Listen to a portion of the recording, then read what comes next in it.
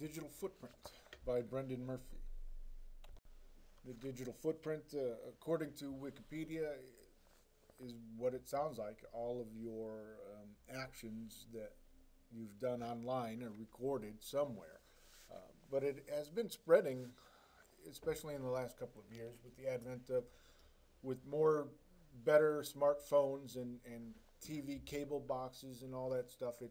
It's really collecting more than just what you surf on the web. It's collecting where you are in your car, when you're using apps on your phone or your tablet, that kind of stuff. Your digital footprint really is it's really starting to be a big concern for a lot of people. How much privacy are we giving away? But maybe the general public really has kind of a hazy idea of what's going on. But if you'd like to know more about what your footprint might look like, Discovery.com with Ted Koppel has a pretty good interactive program, so you can check that out. But really, how effective is all this information they're collecting on us? Well, let's take a look at what they're collecting. What do you do on a daily basis when you're online? You know, what are you liking on Facebook? What messages are you sending on Twitter? Where are you shopping? There's a lot of information in your pictures, especially when you take pictures from your phone and upload them. Foursquare, when you check in. These companies are using all kinds of ways to track your movements, not just the infamous cookies, which are little programs that reside on your computer that track things like mouse movements and time on pages and clicks that you make, but also on your phone, where you are when you're using apps, what sort of apps you use, what sort of ads you might click on. When you use your credit card, that kind of stuff, all of that stuff is starting to get collected. You get stuff for this. You get to use social media for free. You get to play Farmville for free. You get to have wikis for free. And what these apps are doing is they're reducing the amount of interruptions that are happening in your life. They're reducing the amount of commercials that get thrown in front of you. So that's what you get for all this. But I think in reality, we're really selling ourselves kind of cheap. All of this information is getting into big databases, and they're really starting to predict a lot of information about us. You know, it's nice that Netflix has this scale where, you know, what movies we watched or what movies we like tells us what movies we might want to check out in the future. But what about, you know, what kind of car I might drive in the future, or where I might want to live, or how much money I have in the bank? These are things that they can start predicting on us now, or will be in the near future, and it's extremely effective. This is a true story about a young lady who was pregnant and started looking through Target for, you know, baby stuff, and she was using her dad's computer, and so Target went and said to her dad, you know, hey, your daughter's pregnant, basically, and he didn't know about it, so he said, my teenage daughter's not pregnant, but it turns out that she just hadn't told him yet. So Target knew his daughter was pregnant before he was. So what sort of things are they collecting about us? Some companies are better than others at this. I've heard that like dictionary.com is supposed to be one of the worst, setting over 100 cookies on your computer every time you visit. But, you know, it's changing fast, and more companies are asking for more and more data. They're asking, what do you watch on TV? What are you searching for? There's even programs that read your computer, your email. Like Google has those ads in your Gmail. they're reading your mail. There's not a person reading it, but it's a computer reading it and looking for keywords so it can give you relevant ads. You know, Google says it's good for you and for the advertisers, but it's kind of scary that they're reading the email. You know, they're not the only ones doing it. There's been talk of the CIA or whatever, FBI has the same sort of program looking for, you know, keywords that terrorists or someone might use. They're not actually reading your email. They have a computer doing it, but who knows what they're saving. Every time you go to a blog and make a comment, you're usually asked to sign in. Obviously your social networks, Facebook and Pinterest and all that stuff, but also where you shop. You know, Amazon is, if you've ever shopped on Amazon, if you've window shopped and looked at things, I did this with my son when I was looking for birthday presents, you know. I looked for some Legos for him, and a couple of days later I wanted to go back and try to remember, and I couldn't. But luckily, one of the ads on the side while I was just surfing the net was the Lego set that I wanted, and so I could go back and find it. Good for me, good for Amazon, but still a little bit scary. And it goes on and on and on. You know, all of these, everything that we use that is connected in some way is collecting data of us. And why do they do it? Well, as Seth Godin is famous for saying, the TV culture, the 50s and up to just recently, was all about, advertising was all about interrupting you. It was a commercial that broke in on the show you were watching. It's an ad in a magazine that, you know, is in the middle of your article that you're reading. People are being interrupted enough times until this name of this company or this product is stuck in our heads, and then we remember to buy it. But it would be so much more effective if our friends would recommend something to us, or the computer knew what we were looking for before we really had formalized what we were looking for. And this is what they're trying to do. This is what they would like to do. Skip that. And this is becoming really big business.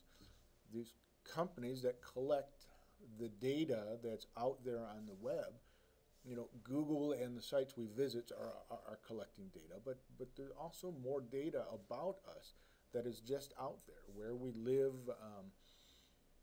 how much money we make, when we bought our house, our taxes, all this kind of stuff is out there, and it's difficult to find.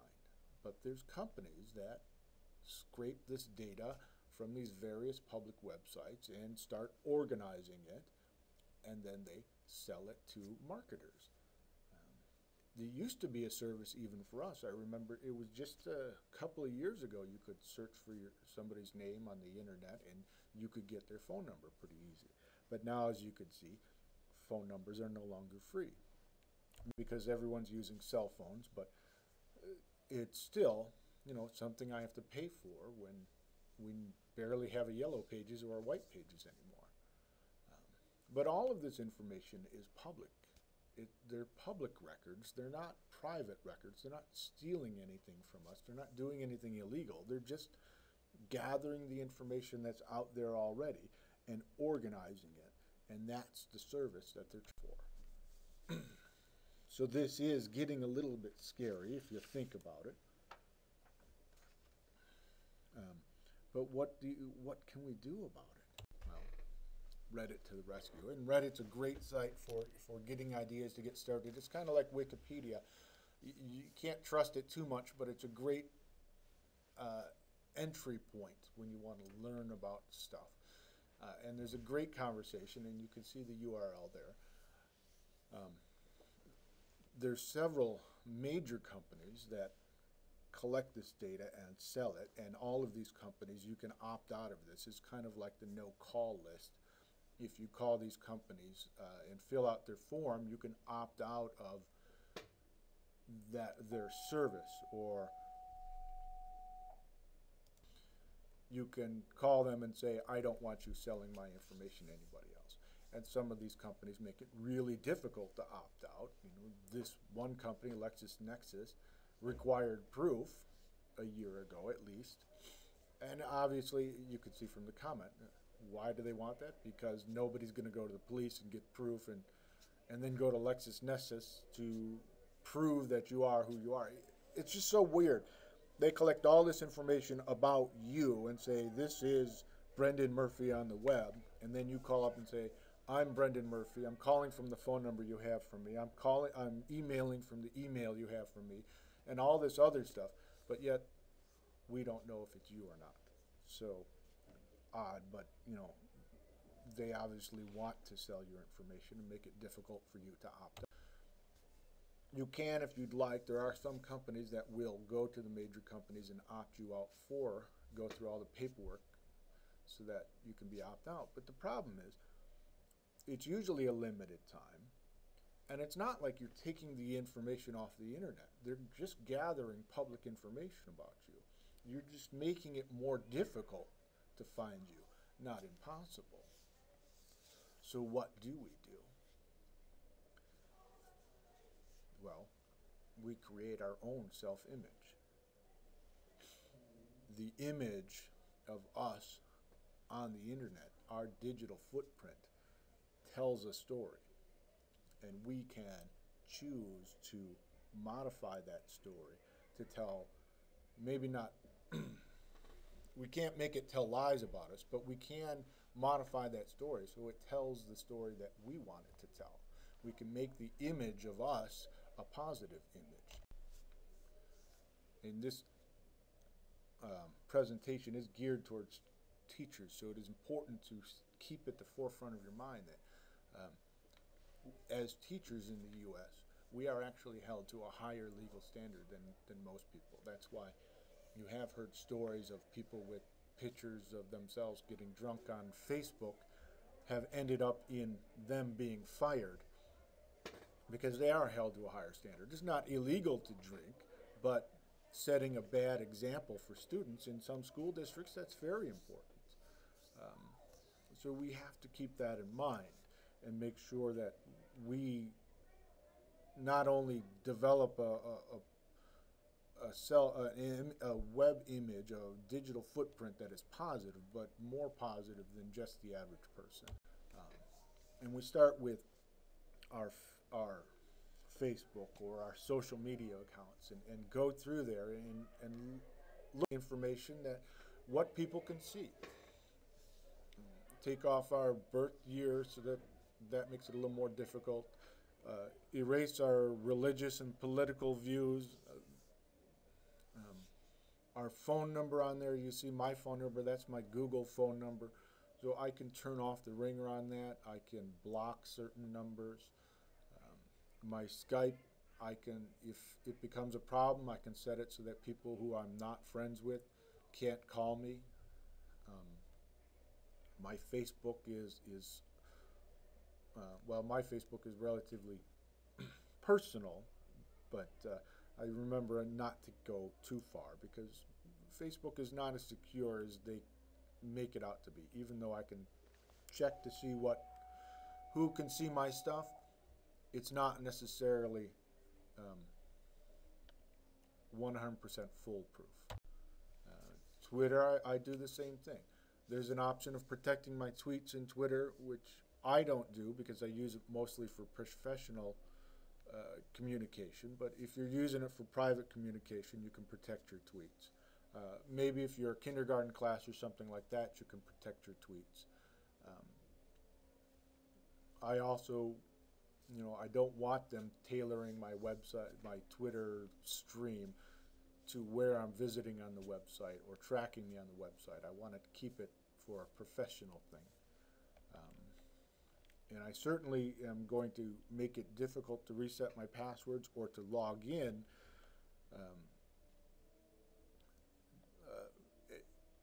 I want to make sure that people can't make it as difficult as possible for people to hack my.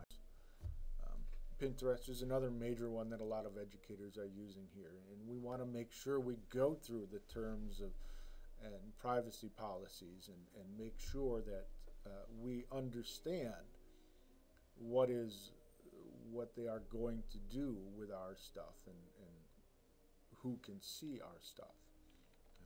But I think in all of these programs, it's great to set up a professional profile. You know, you might have two profiles on Facebook, a professional and a private, but remember, as Randy Zuckerberg taught us, that nothing is really private on Facebook. This is a picture that she took and shared with friends only, and another friend made a comment on it, so it ended up onto a reporter's Facebook stream, and she copied it and put it in her webpage, and it made Randy Zuckerberg very upset that her personal information was shown. But that's the way Facebook sometimes works. What we think is private doesn't always stay private.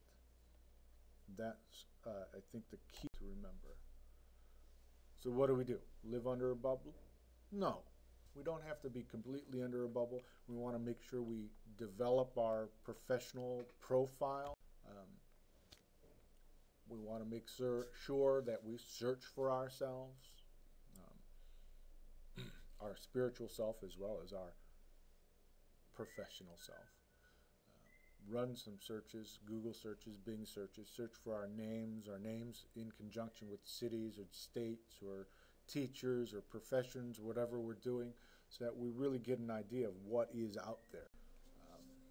Maybe set an alert or two using Google Alerts, so that it's automatically searching for us on a regular basis, so that we understand. So if something does pop up, maybe a friend tags us in Facebook with a picture we don't like, we can catch it right away and ask them to remove it, or whatever goes on. We know what's happening out there. We know if our footprint is being changed, if our professional profile is being changed. And more than just creating this professional profile, we need to start being proactive in using the power of the internet and social media to improve the job that we're doing. You know, the smart worker recognizes that ways that he or she can improve where they're working, improve the workflow, improve the teaching, improve practices that we understand. We start becoming less of especially teachers, less of an island unto ourselves, less of a closed door classroom, and more open and working with other people. Not only does this improve our professional profile, but it also improves our teaching practices. So eventually, we start becoming a model for our students. And this becomes very important because our students are growing up in this digital world. That teenage girl from Target, her child had a digital footprint before the child was born. And for most of our kids these days, they have digital footprints starting before they were born. I know with my kids, I signed up for a baby center newsletter, and didn't even think about it. We gave the expected birth date and all that other stuff, and changed it when they were born. So, here was this company already knew how he was having a baby before he was born, and basically I get an email still from him. Almost 8 years later, I still get emails saying what to expect from your 8-year-old child and what to expect on his birthday or this milestone, etc., etc. So they have this digital footprint that starts before they're born and is following them all through their lives. And we need to start modeling right now how to adjust that digital footprint so that it shows them in a best possible. They need to know not only the basics, don't share stuff with strangers, and make sure your parents and your teachers know what you're doing online so they can, keep an eye on you. But they also need to start building that professional profile right there from kindergarten or even before. We can start tracking some of the things they're learning, some of the things they're doing online, and that can be the growth model, not just for assessment in education and maybe college entrance exams, but just for life in general. Um, who knows, when these kids graduate from high school in 10 or 15 years, um, what is college admissions going to look like? Are they going to look at the grades, or are they going to look at the portfolio that they've created? What if they want to get a job? How important is the degree going to be compared to the portfolio that they have? If they're getting into one of these 21st century skills, coding or digital graphics or whatever, digital publishing, is it going to be important that they got an A in a class? Or will it be more important that they show the work that they've actually done? Will they need to go to college if they want to be a graphic artist? Can they do both at the same time? Can they intern at a job and go to college at the same time? All of these things require more than just a grade on a report card. They require some proof of work. So basically, my conclusion on this whole presentation is that from kindergarten to high school, we need to start teaching our students that they have a digital footprint, and we need to teach that through modeling with our own digital footprint, creating our own professional profile that we share with our students instead of a personal profile, and showing ourselves in the best light so that they can create their own portfolio of their best work, of their learning journey through school. And as they mature into the 21st century, they will be full digital citizens. Thank you.